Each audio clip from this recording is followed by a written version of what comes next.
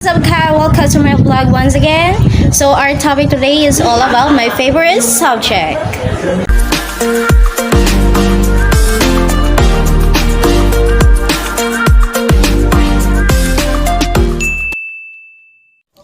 So hello everyone, good evening.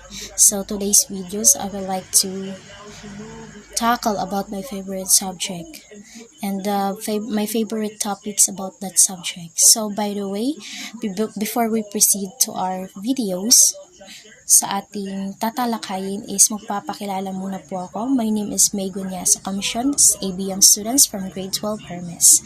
So my favorite subject is English. So marami pong nagtatanong sa akin, bakit daw English subject yung favorite subject ko? At ano yung importansya sa akin ng English subject? So, ang masasabi ko lang po, as English subject is the almost certainly considered as the one of the most important subject that students can learn from school. Each and every one of us should have a knowledge and learning when it comes to studying an English subject. So, an English subject is often split into the main topics which obviously can help the students to improve their skills and English. These two topics in English are the English literature and English language.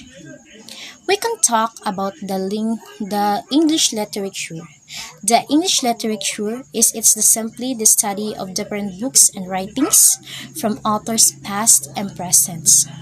One of the important studying this English literature is that allows every students, hindi lang po ako, kundi marami pong makikinabang about the English literatures. It allows every students to develop their ideas and ethical standpoints.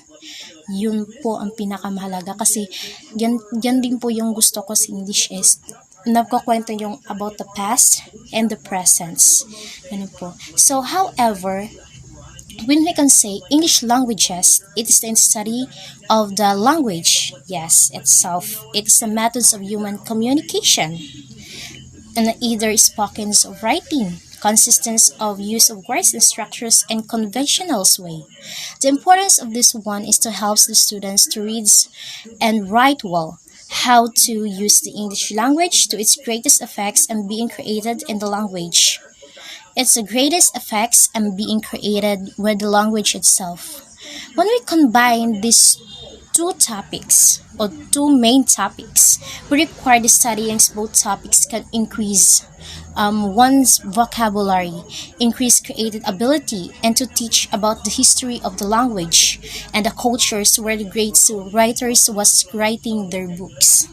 So, napapansin natin na lahat sa libro natin is there is the tackles of about the histories of our past, about the Philippines, about the every countries or nations, and the English languages.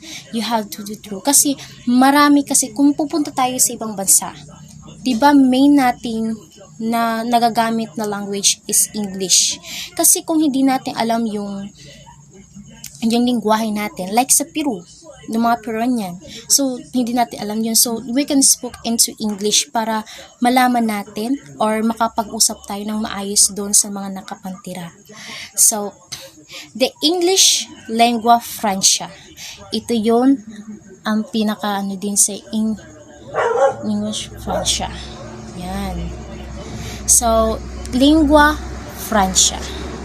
So, lingua franca, which simply means that is the most universal languages. Yarn. It is a language scientifically used to make communication possible between people not sharing mother tongue. Yun yung sabi ko kanina. Itong lingua franca is ito yung mga universal languages na ginagamit natin when punta tayo sa isang lugar. Like sa, kanina sa Peru, dun sa United States of America, Canada, at Dubai. Pag hindi natin alam yung isang permanent na mga languages ng isang lugar, so we can use English languages to communicate to the other people who lives on that country. So, English as lingua franca is used of the English language as the common means of communication for the speakers in different first language. The ELF is also defined as the intercultural communication. Yun nga, enter, pangmalawakan or universal languages. Today, the English language is very useful in our community and society because we use it in our daily lives. It helps us communicating with others, especially to those peoples from the other country. Learning English may also give us better insight into our native language and other languages we know. So, studying English language is we use types of communicating.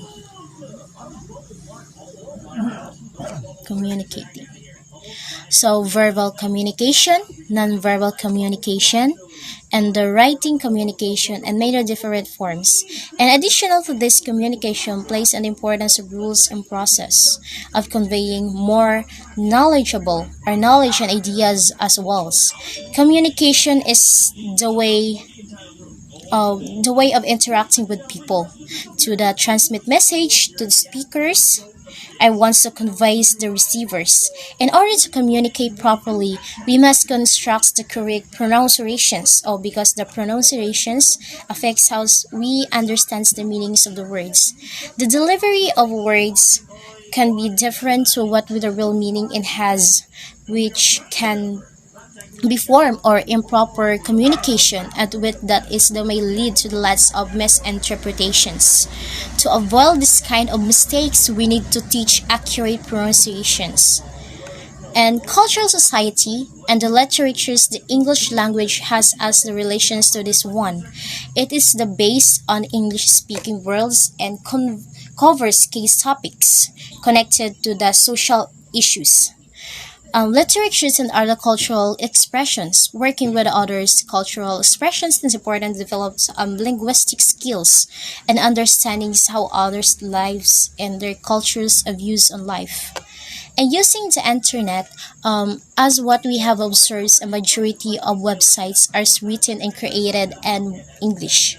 So as you can see, so kahit Facebook tayo, YouTube, TikTok, ano pa ba, Twitter, yung mga apps na ginagamit natin. So, it's gonna be written into English para maintindihan ng ibang tao yung mga systems ng cellphones. So, this is the primary language of the press and more newspapers, books. Diba napapansin natin na lahat sa newspaper, books is written into English language. This is other of the languages. It's just a normal and dominant that you will be unable to find more information regarding every subject if you can speak in this language. And travel in business. If you have the good understanding in English, it will be easy for you to travel around the globe because it is the international language for foreigners. It's much ways to easier to get assistance and help us in the business. So English skills is we all help us, you and the part, if you are visit in some offices or some offices, companies, governmentals, organization will be seen the importance of English. So in the big company, they usually hire a professional educated employees who has a good speaking language in English. So yung English language, yung English subject is a very important in our lives. So, nag-use natin kahit saan, through sa pagpasok sa trabaho, sa pag-aaral, sa pagsusulat. So, marami talaga siya to how to communicate with other people. So, have foreigners, yung hindi natin alam yung lingwahe ng isang lugar is we can speak in English, we can communicate with others. So, yan talaga yung pinaka-favorite subject ko kasi it can help us and dyan po ako nag-improve to how to pronounce the words and to have these lungs. Charot. So, yun lang po and thank you po. Thank you.